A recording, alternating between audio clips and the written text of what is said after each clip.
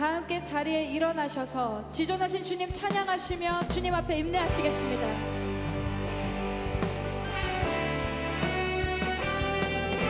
지존하신 주님 이름 앞에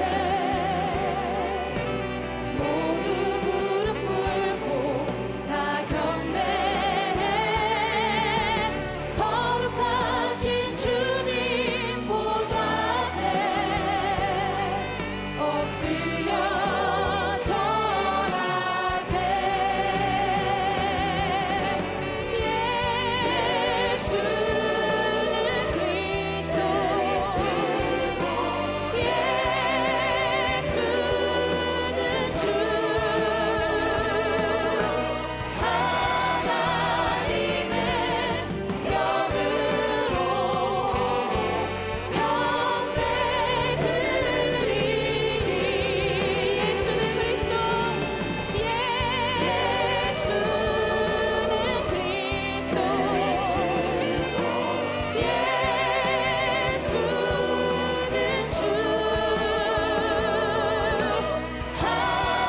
하나님의 영으로 경배드리니.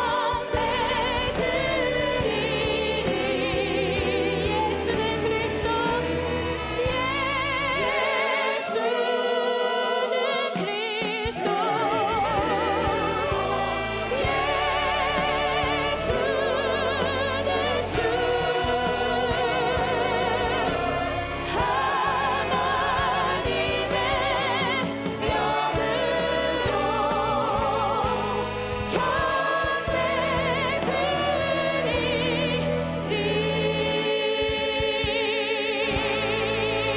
아멘.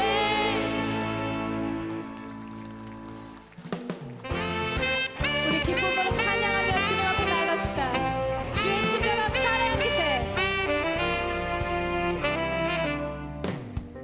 주의 친절한 팔에 안기세.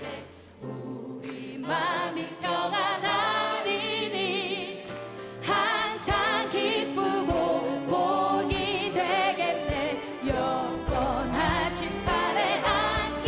주의 팔에, 주의 팔에, 크신 팔에 안기세. 주의 팔에, 영원하신 팔에.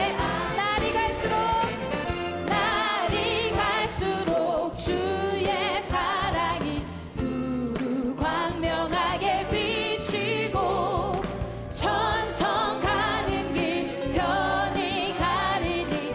영원하신 팔에 안, 주의 팔에, 주의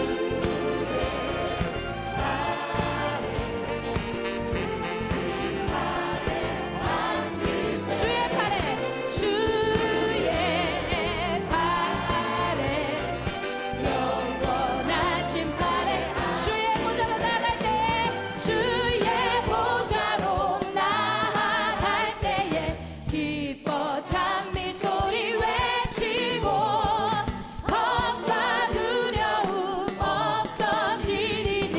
영원하신 팔에 안, 주의 팔에, 주의 팔에, 그 크신 팔에 안기세. 주의 팔에, 영원하신 팔에, 주의 팔에, 주의 팔에, 그 크신 팔에 안기세. 주의 팔에, 영원하신 팔에. 색스폰 솔로.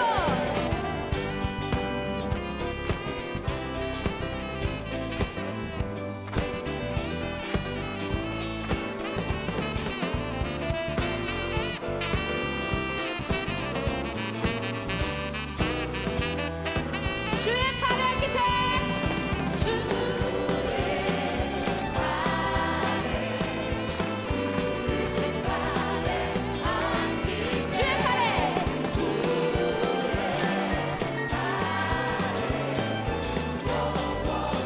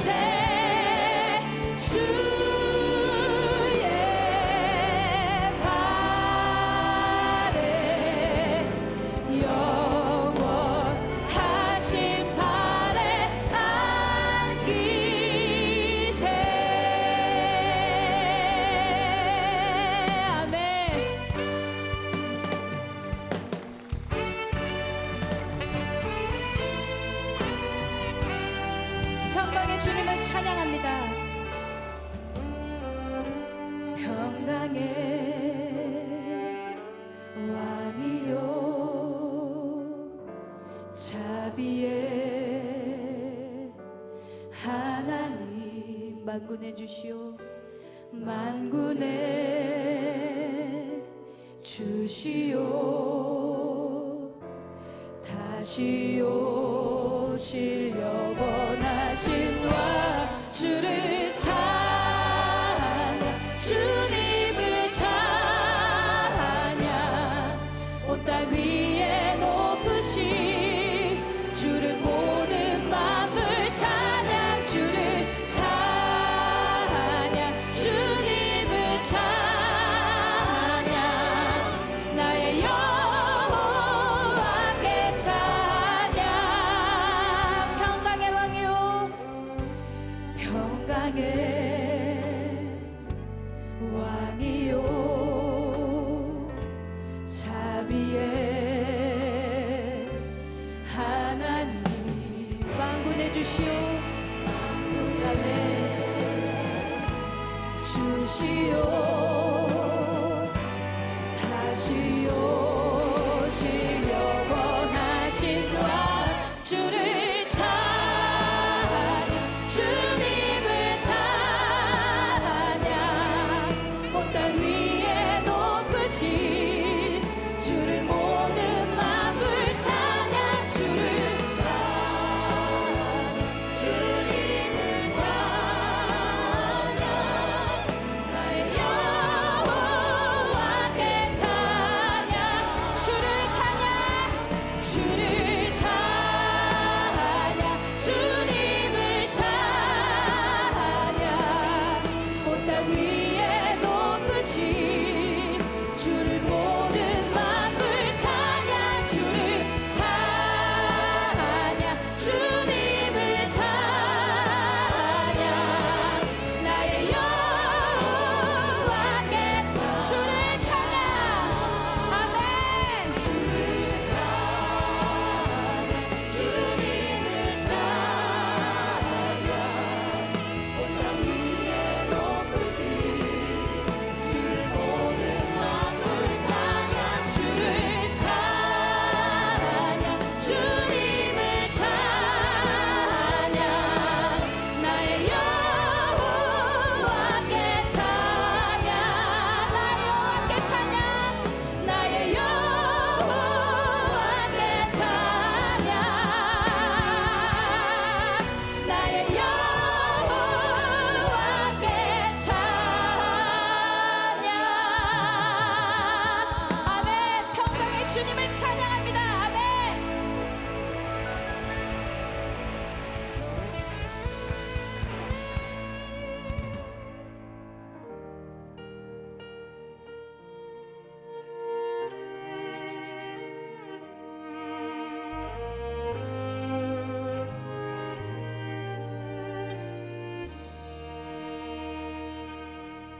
주 안에 있는 나에게 땅 근심이 있으랴 십자가 밑에 나가 내 짐을 풀었네 주님을 찬송하면서 할렐루야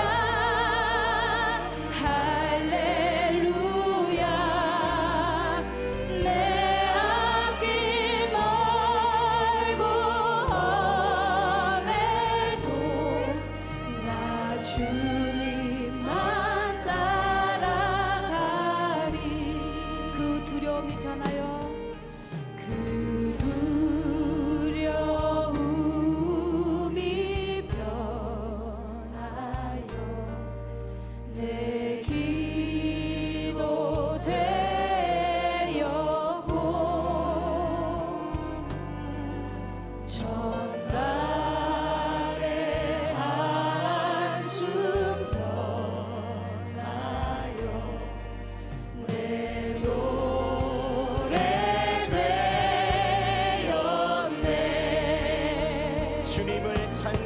찬송하면서 주님을 찬송하면서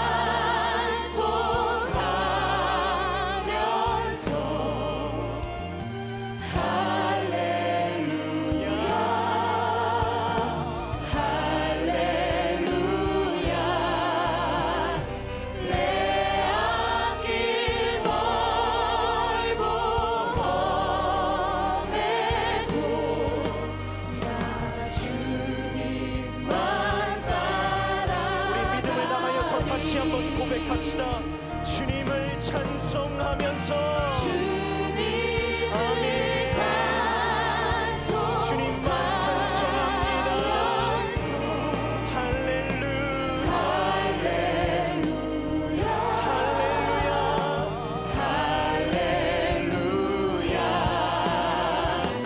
내 앞길 멀고 험해도 나 주님만 따라 우리 다시 한번 우리의 전심을 다해서 고백합시다. 주님을 찬송하면서 주님만 찬송하면서 할렐루야 할렐루야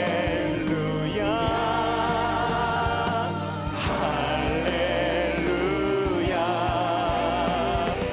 내 앞길 멀고 험해도 나 주님만 따라가리.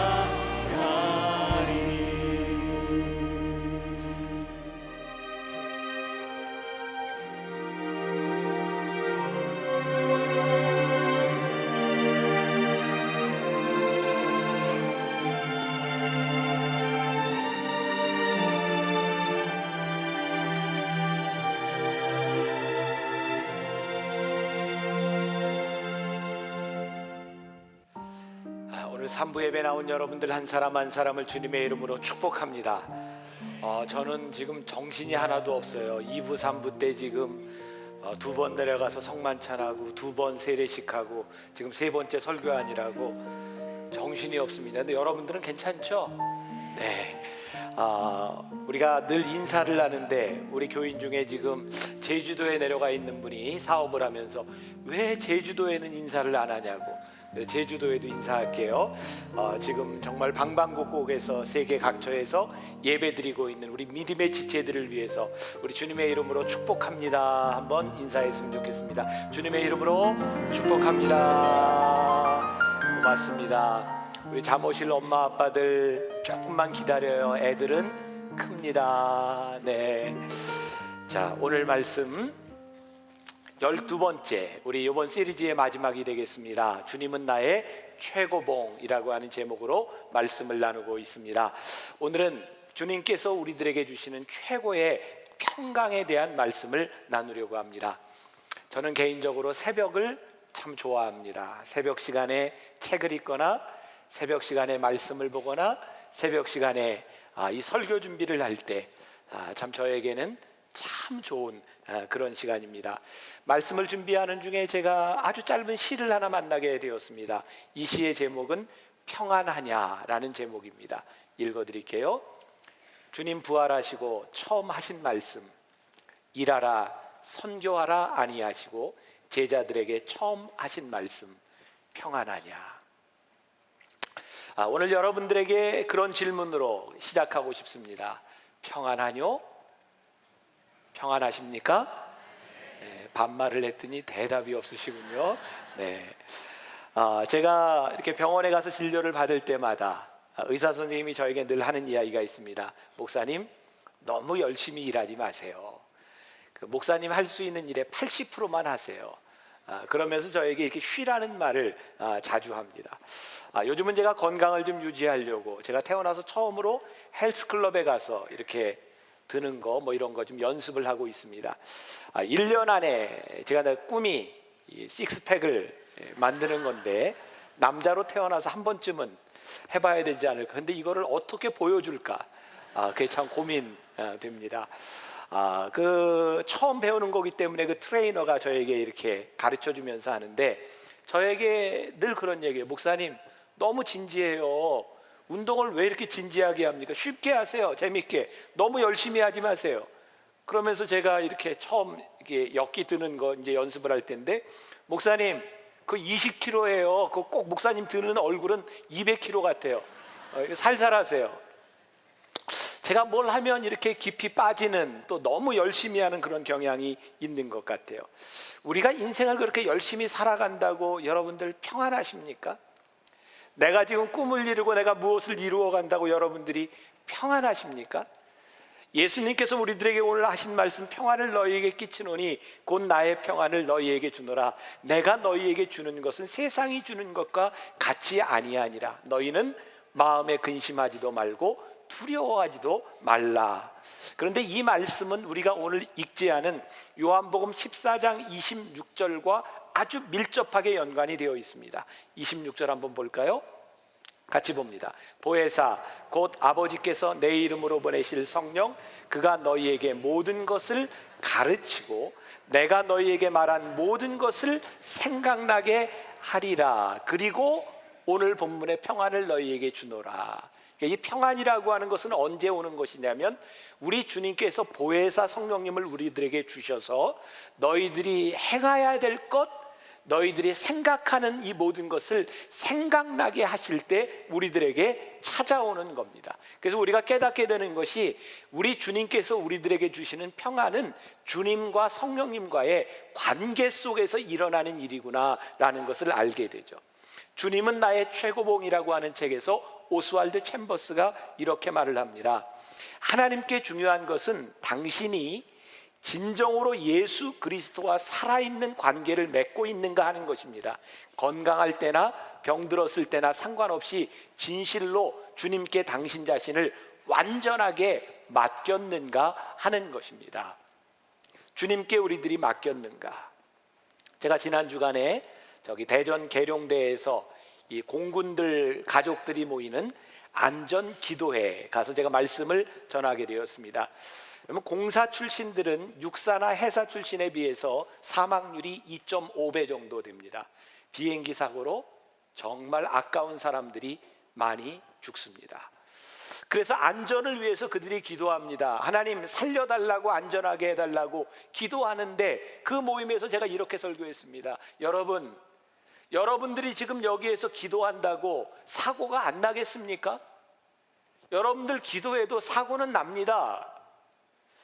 우리가 하나님을 믿는다고 하는 것은 우리들에게 아무런 문제가 없이 해달라고 하는 것이 아니라, 하나님을 믿기 때문에 그 사고 가운데서도 우리들이 평안할 수 있는가, 아니 조금 더 깊이 들어가서 그 죽음의 한가운데서도 우리들이 평안할 수 있는가, 영혼에 대한 물음을 묻는 것이지, 단지 안전만을 기원한다면 우리들이 다른 미신과 다를 것이 무엇이 있겠습니까? 평안은 주님께서 우리들에게 주시는 것입니다. 여러분들 상황 가운데 여러분들 사고가 나지 않기 때문에 일어나는 것이 아닙니다. 제가 평안에 대한 설교를 할 때면 늘 제 마음 가운데 떠오르는 찬양이 있습니다.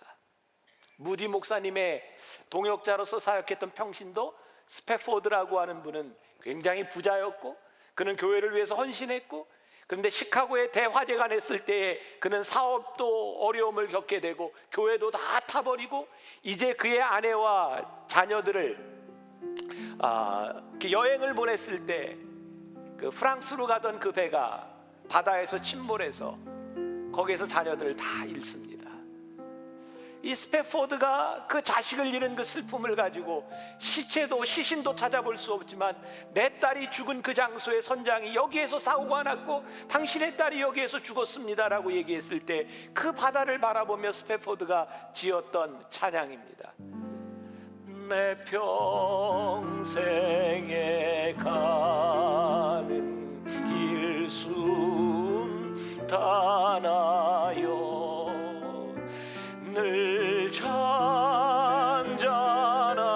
강 같은지, 큰 풍파로 무섭고 어렵든지, 나의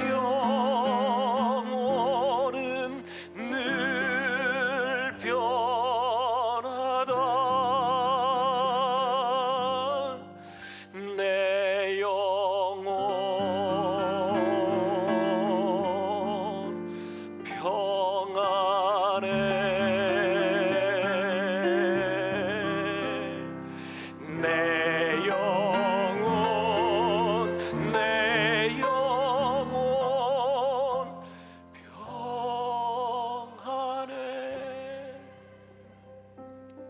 내 평생에 가는 길 순탄하여 늘 잔잔한 강 같든지 큰 풍파로 무섭고 어렵든지 나의 영혼은 늘 평안해. 딸들이 죽었던 그 바다 그 가운데서 스패포드가 지었던 이 찬양, 오늘 여러분들이 어떤 불안함과 어떤 두려움을 가지고 여기에 나와 있는지 모르지만 하나님께서 오늘 물으시는 겁니다. 내가 평안하냐? 내가 오늘 평안하냐? 오늘 하나님께서 우리들에게 주시는 이 평안함은 내가 너희에게 주는 것은 세상과 같이 아니하니라. 그럼 그 평안이 무엇인지 알기 위해서 세상이 주는 평안은 무엇인가? 우리는 우리의 평안을 깨고 있는 그 근심거리가 사라지면 평안하리라고 생각하죠.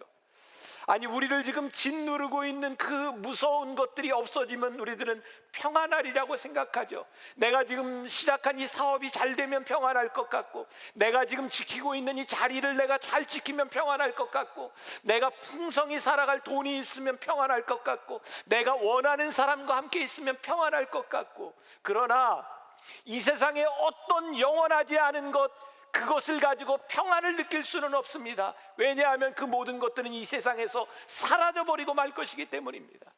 여러분들의 근심거리가 해결되면 또 하나의 근심이 여러분들을 찾아올 것이기 때문입니다. 여러분들이 그 자리를 지킨다 해도 영원히 지킬 수 없는 것이기 때문입니다. 그러므로 평안은 우리들이 무엇을 얻을 수 있는 것이 아닙니다. 성령님이 우리와 함께 계셔서 그분이 내주하셔서 우리를 지켜주실 때 우리들에게 찾아오는 것입니다. 성경은 우리들에게 끊임없이 말씀합니다. 하나님 앞에 겸손해라. 네가 할 수 있는 것이 그렇게 많지 않다. 성경은 우리들에게 이야기하며 내 속에 있는 죄의 문제를 해결하라고 우리들에게 말씀합니다. 지난 주간 제가 10년, 20년 전 제가 목사 초년병 시절에 자주 듣던 소망교회 곽선희 목사님의 설교를 오랜만에 듣게 되었어요. 참 설교가 참 좋아요. 곽선희 목사님 설교 중에 이런 얘기를 하시더라고요. 그분이 이북에서 내려오신 분이죠. 그러니까 교회에 이북 분들도 좀 있고, 언젠가 누가 와서 상담을 하더랍니다. 목사님, 전쟁이 끝난 지 10년, 20년이 지나갔는데 정말 통일이 될까요? 목사님, 이렇게 시간이 지나갔는데 저 북에 놓고 온 내 아내가 지금 살아있을까요? 목사님, 어떻게 하면 좋습니까? 제가 결혼을 해도 되겠습니까? 안 되겠습니까? 각선희 목사님이 되묻는 거죠. 결혼하고 싶다는 얘기죠. 그런데 나에게 듣고 싶은 이야기가 뭡니까? 결혼을 해도 됩니다. 그것은 죄가 아닙니다. 이런 얘기 듣고 싶은 거죠. 그런데 지금 결혼을 한다면 어떻게 그 사실이 변할 수 있겠습니까? 아내를 놔두고 또 결혼하는 것, 그거 죄입니다. 그러나 그거 감수하고 그냥 하세요. 뭐 그렇게 그거 정당화하고 그 평안함을 얻으려고 합니까? 그게 어떻게 평안해질 수 있는 겁니까? 그거 감수하고 해야지. 우리 교인들 중에 이런 사람들 참 많아요. 주일 성수 못하는 거 저에게 와서, 목사님, 제가 사업 때문에 주일 성수를 못해요. 목사님, 제가 사업 이게 자리 잡으면 잘할 거고요. 하나님도 이거 이해하시겠죠? 목사님, 나는 이해를 해도 하나님은 이해를 못해요. 왜? 이미 당신의 마음속에 이해를 받기를 원한다면 이미 당신의 마음에 평안은 사라져버린 겁니다. 어떤 분들이 그러죠. 11조 하는 게 너무 힘들고 아까워서 제가 이 정도 경제력에 올라가면 11조를 할게요. 하나님도 이해하시겠죠? 아니요. 당신 마음이 불편한데 어떻게 그게 이해가 되겠습니까? 하나님, 제가 저 인간 도저히 용서 못하는데 하나님도 저거는 이해하실 것 같아요. 하나님 이해하시죠? 아니, 못해. 안 돼. 여러분들 마음속에 이미 평안함이 사라진 것, 그것은 변할 수 없는 사실입니다. 그런데 왜 우리들이 하나님과의 관계를 깨면서 그거를 정당화하려고 합니까? 하나님과의 관계가 회복되어야 여러분들에게 평안이 찾아올 수 있는 겁니다. 우리가 참 많이 보았던 누가복음 9장 23절 말씀에 나를 따라오려거든 자기를 부인하고 날마다 제 십자가를 지고 나를 따를 것이니라. 이 말씀을 예수님을 위하여 하신 말씀인가요? 아니요. 이 말씀은 예수님께서 우리들을 위하여 하신 말씀입니다. 왜냐고요? 여러분들이 십자가를 지지 않고 여러분들이 자기를 부인하지 않으면 아무리 예수님을 따라와도 평안하지 않은 거예요. 자기 십자가를 질 자신이 되어 있어야 합니다. 오스왈드 챔버스는 이렇게 얘기합니다. 우리들이 포기해야 될 것은 죄가 아니라 우리들의 권리를 포기하는 것이다. 하나님 앞에 우리의 권리를 주장하지 않는 것이다. 그때 우리들에게 찾아오는 것이 평안함이다. 평안함을 잃어버린 삶에는 근본적인 문제가 있습니다. 여러분들에게 책을 하나 소개합니다. 그레이 크로셸이라고 하는 사람이 쓴 크리스천 무신론자라는 책입니다. 여러분들 중에 혹시 신앙에 조금 고민을 가지고 있는 분들, 그렇게 어렵지 않게 볼 수 있는 책입니다. 이 그레이 크로셸은 지금 미국에서 제일 잘 나가는 목회자 중에 하나입니다. 소위 말하는 성공적인 목회자입니다. 그가 크리스천 무신론자라고 하는 책에서 자기 고백을 합니다. 나는 하나님께 인정받고 싶고, 나는 사람들에게 인정받고 싶어서, 내 가치를, 내 존재를 확인받고 싶어서 나는 정말 열심히 사역했습니다. 그리고 어느 날 내가 발견한 것은 나는 일에 중독되어 있다는 것이었습니다. 내가 하나님의 일을 한다고 하면서도 나는 중독이었고, 그것은 우상 숭배였습니다. 예수 그리스도를 통해서 충족될 수 없는 그 어떤 것도 우리들은 우상 숭배라고 하는 것을 우리들이 깨달아 알아야 합니다.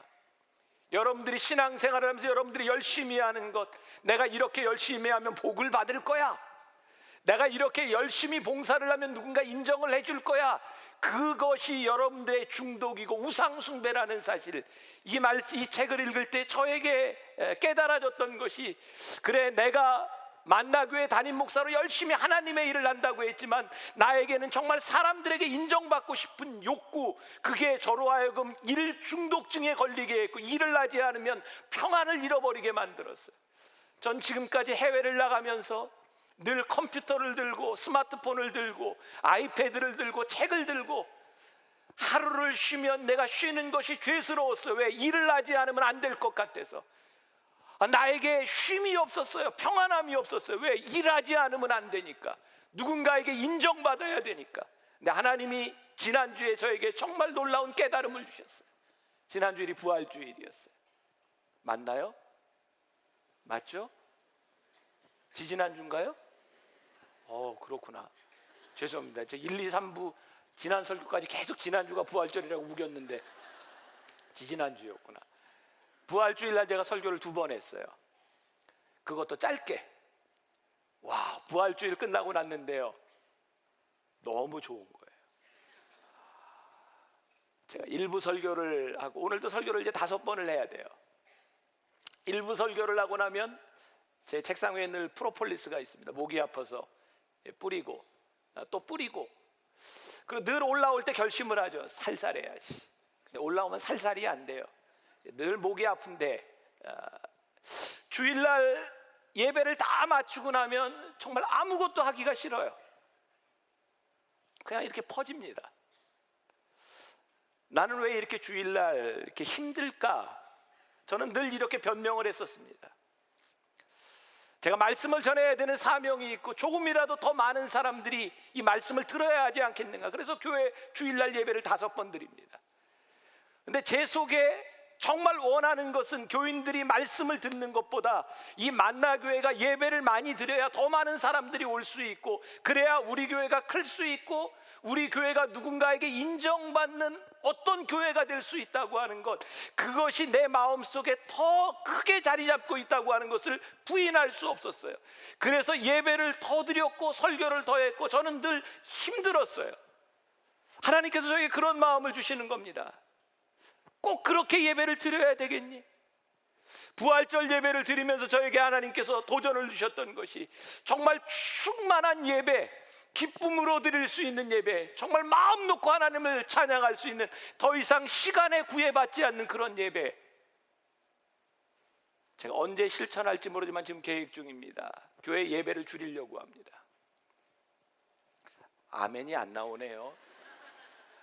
제가 일부 예배 먼저 줄이려고 했는데 일부 예배는 일이 있어서 아침에 일찍 나오는 분들인데 일부 예배는 절대 줄이면 안 된대요. 우리 장로님들은 2부와 3부는 절대 안 된대요. 그리고 4부는 청년들이 절대 안 된대요. 5부는 예배를 못 드리는 분들을 위해서 열려있기 때문에 절대 없애면 또 안 됩니다. 제 속에 그런 마음이 듭니다. 하나님, 만나교회만 교회인가요? 여기에서 예배 드릴 수 있는 사람들 예배 드리고 우리가 뭐 그렇게 바쁘다고 그렇게 시간 이렇게 쪼개놓고 그렇게 예배 드릴 수밖에 없는 존재인가요? 우리들이 하나님 앞에 평안하게 예배 드리고 평안하게 쉴 수 있고 정말 충만하게 예배 드릴 수 있는 쉼이 있는 곳이 되어야 할 텐데 그렇게 쫓기며 예배를 해치우는 것이 된다면 정말 이것이 올바른 관계의 회복이 일어날 수 있을까요? 언젠가 제가 결단을 하게 될 때 어느 예배 시간이 될지 모르지만 여러분들이 기쁨으로 받아들여 주시기를 바랍니다. 설마 2부는 3부는 아니겠지 뭐 이런 생각하고 있는 건 아니죠. 두려워하지 마세요. 하나님의 뜻이 우리들의 삶에서 이루어지면요, 성령님께서 우리들 가운데 함께 하시면 여러분들이 지금 가지고 있는 문제들 그거 그렇게 문제되지 않습니다. 제가 언젠가 소개했던 피터 언더우드가 쓴 First Mover라고 하는 책에 보면 한국인들의 서두름에 대해서 외국인들이 보았던 것을 몇 가지를 이야기합니다. 첫 번째, 커피 자판기에서 커피가 나오고 있는데 손을 집어넣고 컵 잡고 기다리는 거. 두 번째, 버스 정류장에서 버스가 출발하는데 뒤따라가면서 계속 세워달라고 추격전하는 것. 세 번째, 화장실에 들어가기 전부터 짚어내리는 사람들. 네 번째, 삼겹살 먹을 때 익기도 전에 먹는 사람들. 다섯 번째, 엘리베이터에서 2초도 못 참고 닫힘 버튼 누르는 사람. 여섯 번째, 3분 기다리라는 컵라면 3분 되기 전에 뚜껑 여는 사람들. 일곱 번째, 영화관에서 엔딩 자막이 끝나기도 전에 일어나서 나가는 사람들. 여덟 번째, 화장실에서 볼일 보면서 양치질 하는 사람. 아홉 번째, 웹페이지가 3초 안에 안 열리면 닫아버리는 한국 사람들. 열 번째, 편의점에서 음료수 구입한 뒤 먼저 마시고 계산하는 사람들. 근데 이게 여러분들에게 전혀 새롭지 않은 거예요. 이게 우리들의 삶이에요. 그렇죠? 너무 익숙하죠? 우리들이 참 기다리는데 참 힘든 것 같아요. 사실 기다리지 못하면서 여러분들이 참 많은 평안을 잃어버리고 있다는 사실을 아십니까? 제가 늘 이야기하죠. 우리의 인생은 속도가 아니라 방향이라고 하는 것을. 여러분들이 얼마나 빨리 가느냐에 대한 문제가 아니라 하나님과 어떻게 동행하느냐의 문제임. 그것을 알면서도 우리는 늘 속도를 내지 못해서 안달하고 있는 모습을 봅니다. 오늘 새벽에는 제가 집에서 서재에서 새벽에 이 말씀을 이렇게 묵상하며 보았어요. 참 이 말씀을 묵상할 때마다 종종 저에게 이 말씀을 준비할 때 하나님이 이런 마음을 주셨구나. 참 이 얘기를 들으면 우리 교인들이 감동하겠구나 하는 말씀입니다. 준비가 되셨어요? 네, 2부 때 제가 큰 상처 받았어요. 자,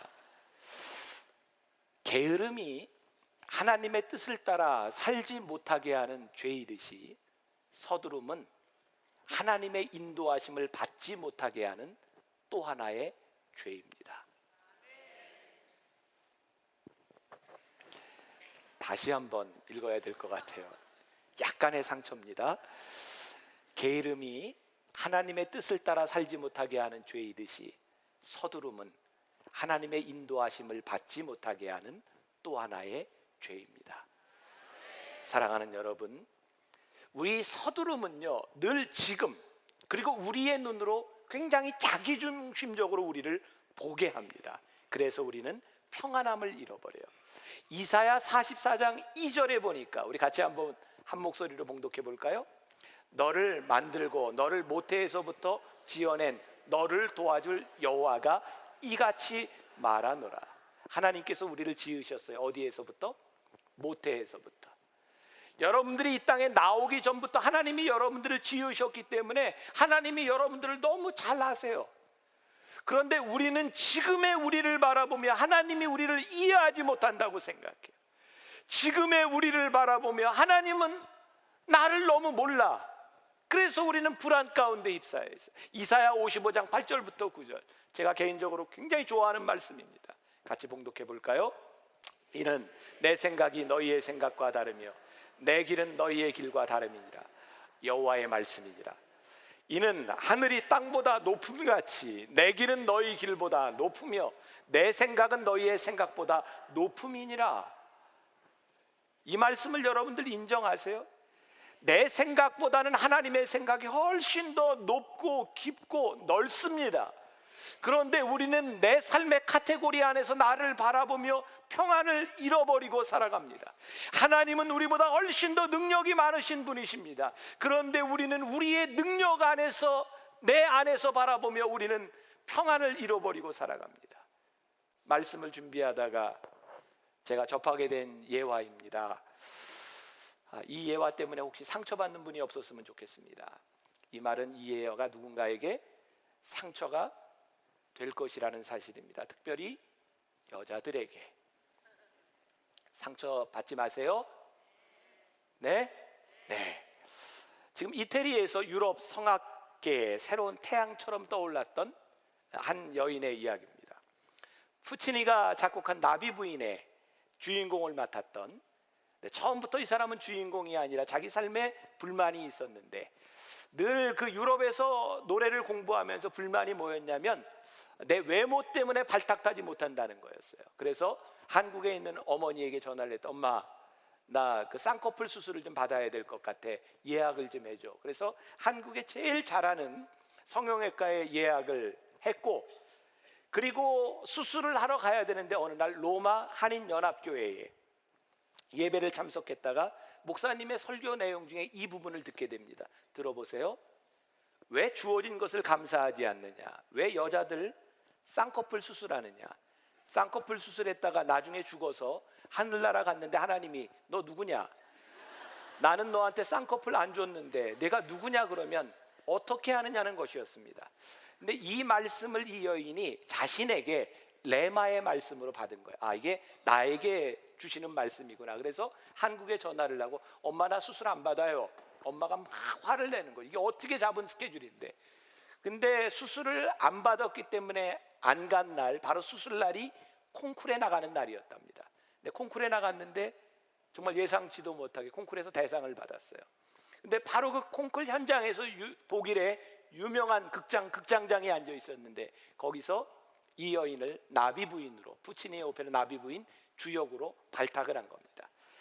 그래서 이제 오페라를 연습하고 준비하는 과정에 극장장에게 물었답니다. 이게 그런 일이 없는데, 경력이 좀 쌓여야 되는데 왜 저처럼 서툰 사람에게 처음부터 주역을 맡겼습니까? 그때 그 극장장이 이렇게 말을 하던데, 내 눈 때문이다. 본래 나비 부인은 일본 여인인데 일본 여자 중에는 이 성악을 할 만한 그런 성량을 가진 사람이 없고, 일본 여자들은 대개 쌍꺼풀 수술을 해서 서양 사람들이 보기에는 일본 여자로 보이지 않는다는 겁니다. 그래서 그 아시안의 눈을 가진 그런 여자를 찾다 보니까 바로 내가 되었다라고 하는 거죠. 그래서 그 성악가는 그 이후에 더 이상 나비 부인을 부르지 않고 하나님을 노래하는 삶을 살기 시작합니다. 쌍꺼풀로 생겼던 그의 인생의 불만, 근데 그것을 만드신 하나님의 이유를 발견하게 되었을 때 그 여인에게 찾아왔던 평안함으로 그 여인은 삶을 살아가기 시작합니다. 여러분들에게 한번 묻겠어요. 여기 뭐 쌍꺼풀 수술하는 사람 워낙 많으니까, 뭐 여러분들 쌍꺼풀 수술할 때 하나님을 만족시켜 드리려고 수술해요? 아니면 내가 만족하려고 수술해요? 자, 이게 뭐 죄다 아니다. 이거 뭐 여러분들 이미 수술했는데 어떻게 해요? 다시 또 덮는 수술은 하지 마세요. 절대 하지 마세요. 이거 가지고 제가 뭐라고 얘기하는 게 아닙니다. 제 의도를 잘 알아들으세요. 여러분들의 삶에 불만족스러운 그런 일들 때문에 여러분들이 평화를 잃지 말라는 겁니다. 여러분들의 삶에 불만족스러운 일들이 그렇게 불만족스러운 일이 아니라는 거예요. 저는 여러분들 보면서요, 좀 그런 생각을 해요. 좀 멋지게 늙어가세요. 나이 드는데 늙는 게 정상 아닙니까? 나이 드는데 늙으면 주름살이 잡히는 게 정상 아닙니까? 문제는 어떤 주름이 잡히느냐예요. 멋진 주름. 나이 들어서 이 백발이 되어서 멋진 백발을 가지는 것, 나이 들면 머리도 빠지는 거고요, 하얘지는 거고요, 그렇게 살아가는 겁니다. 이 맥 라이언이라고 하는 유명한 여배우가 있죠.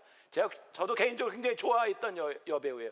You've Got Mail 뭐 이런 영화, 또 시애틀의 잠 못 이루는 밤, 아주 코믹한 아주 로맨틱한 영화의 주인공 맥 라이언이 늙어가는 게 너무 아쉬워서 수술을 하기 시작합니다. 사진 한번 보여주세요. 저 여자가 저 여자입니다. 입술을 엔젤리나 졸리처럼 했는데 저게 붕어 입술로 이렇게 많이 회자되었던, 저 모습으로 그냥 늙어갔다면 얼마나 예뻤을까. 근데 꼭 굳이 그렇게 자기에게 불만족스러워서 우리의 평안을 잃어버려야 될까? 여러분들의 삶의 모든 영역에서, 우리들의 외모뿐만 아니라 우리들의 삶의 모든 영역에서 하나님께서 우리들에게 주시는 그것들을 우리들이 믿음으로 바라보고 성령님의 인도하심 가운데 나를 향한 깊고 높은 하나님의 뜻을 인정하기 시작할 때 우리들에게 찾아오는 평안함을 우리들이 왜 소유하지 못하고 살아갈까? 케이티 데이빗이 쓴 엄마라고 불러도 돼요 라고 하는 책에 22살에 우간다에 가서 고아들을 돌보며 엄마로 살았던 이 케이티의 책에 이런 말이 있습니다. 이곳에서 나는 선교사도 구호기관의 일원도 아닌 그냥 엄마다. 엄마 맞다. 그 아이는 내 아이였다. 엄마란 말에 가슴이 벅차올랐다. 왜냐하면 엄마는 영원하니까. 엄마란 이름은 정말 대단하다. 엄마란 말은 당신을 믿어요라는 뜻이다. 엄마란 말은 당신은 나를 보호해 줄 거예요라는 뜻이다. 엄마는 다급할 때 외치는 이름이고 기쁠 때 함께 웃어주는 존재다. 엄마는 슬플 때 기대어 울 수 있는 존재이고 창피할 때 뒤에 숨을 수 있는 존재다. 엄마는 상처를 호호 불어주고 아픈 마음을 달래준다. 엄마의 품은 포근하고 안전하다. 엄마는 가족이다. 오늘 여러분들에게 이렇게 말씀드리고 싶습니다. 여러분들에게 하나님 아버지가 있잖아요. 여러분들이 너무 부끄럽고 수치스러워 누군가에게 숨을 수밖에 없는데 하나님 아버지 하고 하나님 아버지 뒤에 숨을 수 있는 분은, 아버지 제가 너무 힘들고 아픈데 아버지라고 말할 때 우리를 붙들어 주실 수 있는 그분, 아버지, 아버지, 아버지, 여러분들이 부를 수 있는 그 이름, 그 이름이 있기 때문에 우리들에게 찾아오는 평안함. 하나님은 오늘 여러분들에게 최고의 평강을 주시기를 원하시는 분이십니다. 지난 주간 제가 서울 예고에서 3일 동안 집회를 인도하게 되었습니다. 제가 중고등학교 집회는 절대로 안 간다고 생각했던 사람인데 우리 교회 음악감독으로 있던 임영호 목사님이 서울 예고에 교목으로 가셨어요. 그래서 어쩌다 약속을 했는데 첫날 집회를 인도하는데 정말 가운데 있는 3명의 여자아이가 의도적으로 설교하는 목사를요 비웃듯이 계속 웃어요. 장난을 칩니다.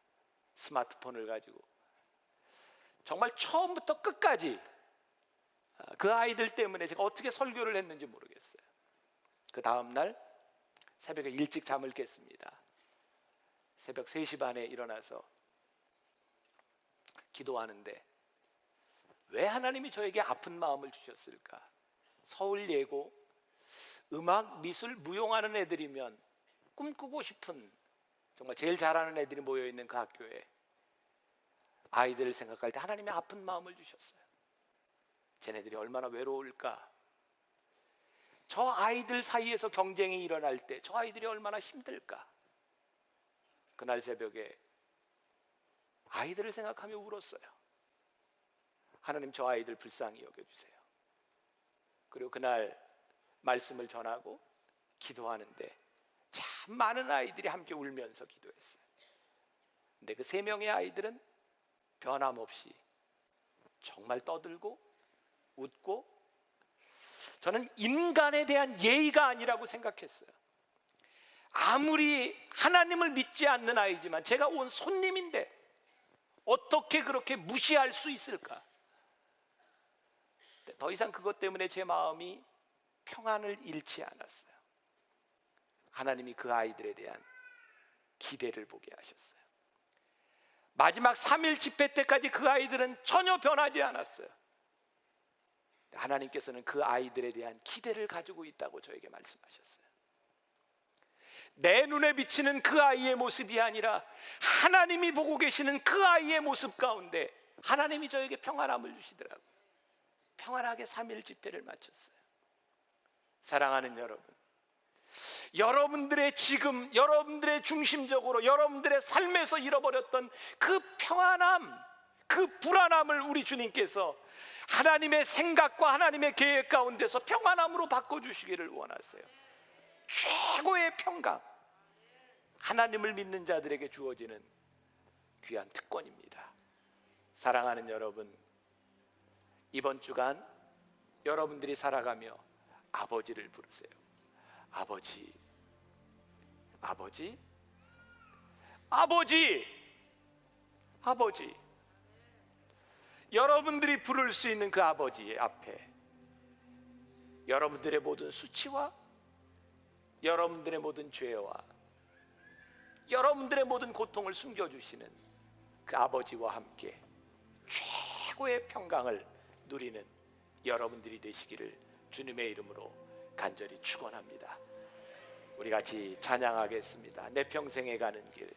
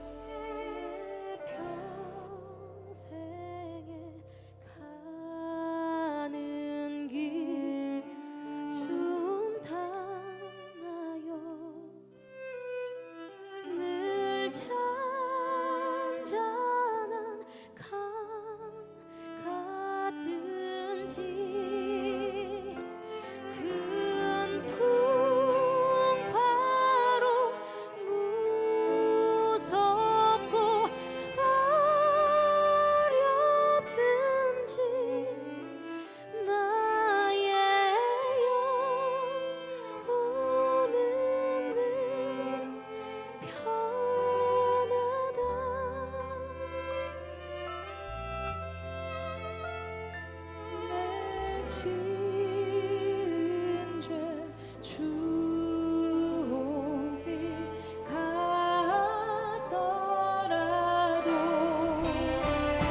주 예수께 다 되면 그 십자가 비로소 하신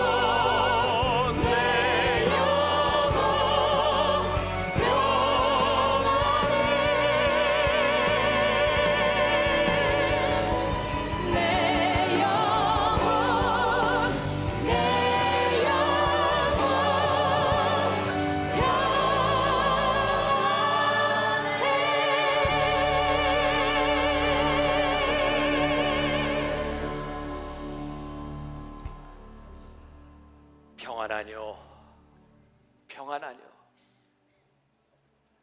오늘 이 자리에 우리들에게 찾아오셔서 우리 주님이 물으시는 말씀입니다.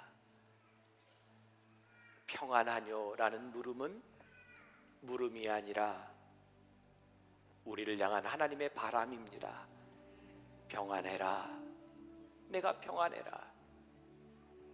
이 세상이 아무리 험하고 거칠지라도 내가 너를 붙잡아 주리니, 내가 너와 함께 하리니 평안해라. 우리들에게 부를 수 있는 이름 아버지가 있습니다. 우리의 모든 수치를 감추어 줄 수 있는 이름 아버지가 있습니다. 우리의 실패를 바꾸어 주실 이름 아버지가 있습니다. 이 세상으로 나갈 때 그 아버지의 이름 붙들고 최고의 평강을 누리며 살아가는 주의 백성들이 되게 하여 주옵소서. 오늘도 하나님 앞에 드려진 귀한 예물들, 믿음이 아니면, 하나님의 마음이 아니면 드릴 수 없었던 이 예물들 기억하여 주옵시고, 하나님, 물질로 우리들이 행복해질 수 있는 것은 아니지만 물질 때문에 고통당하지 않도록, 너무 없음으로 인하여 범죄하지 아니하도록 하나님 채우시고 하나님 축복하여 주옵소서. 지금은 우리 주 예수 그리스도의 은혜와 하나님 아버지의 무한하신 사랑과 성령의 인도하심이 아버지의 이름 붙들고 이 세상을 향해 담대하게 나아가는 평안을 누리는 당신의 사랑하는 모든 백성들 위해 지금부터 영원까지 함께 하시기를 간절히 축원하옵나이다. 아멘.